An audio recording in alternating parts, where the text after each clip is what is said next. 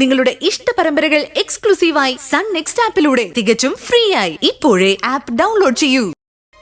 സത്യൻ അത്ര നിസ്സാരക്കാരനാണോ?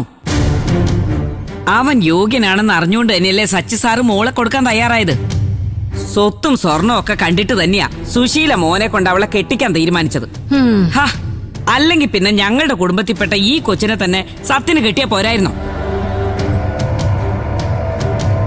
എന്തിനാ കുഞ്ഞമ്മേ ഇപ്പൊ നിങ്ങൾ സത്യനെ എന്റെ മോളും ചേർത്ത് ഓരോന്നിങ്ങനെ പറയുന്നേ?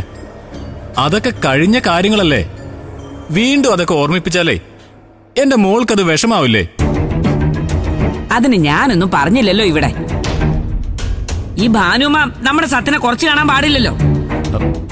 അയ്യോ ഭാനുമ്മേ, നമ്മളെ തന്നെ താഴ്ത്തി കെട്ടല്ലേ. അല്ലെങ്കിൽ തന്നെ സച്ചി സാറിന്റെ കുടുംബക്കാർക്കേ നമ്മളോട് എന്തോ അതൃപ്തി തോന്നി തുടങ്ങിയിട്ടുണ്ട്. എങ്ങനെ തോന്നാതിരിക്കും? അവരുടെ കുറ്റവും കുറവും കണ്ടുപിടിക്കാനല്ലേ ഇവിടെ എല്ലാരും നടക്കുന്നത്. ആഹാ,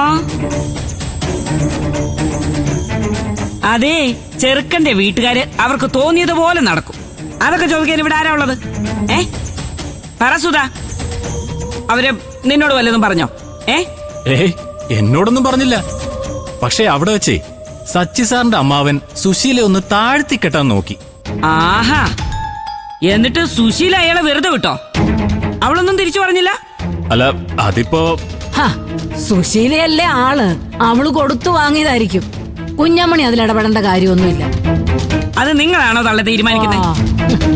എന്താ ഉണ്ടായെന്ന് അവള് പറയട്ടെ. സുശീല എന്തേ ഞാൻ നോക്കട്ടെ. അയ്യോ, എന്റെ ദൈവമേ, ഇവരും കൂടെ അങ്ങോട്ട് പോയാൽ കൂടുതൽ നാണക്കേടാവും. ഇതിന്റെ വല്ല ആവശ്യമുണ്ടോ സുധാ? അമ്മോളെ നീ വന്നേ, അവരെ എന്തെങ്കിലും പറഞ്ഞ് വിളിച്ചോണ്ട് വരാം. വൈകിട്ട്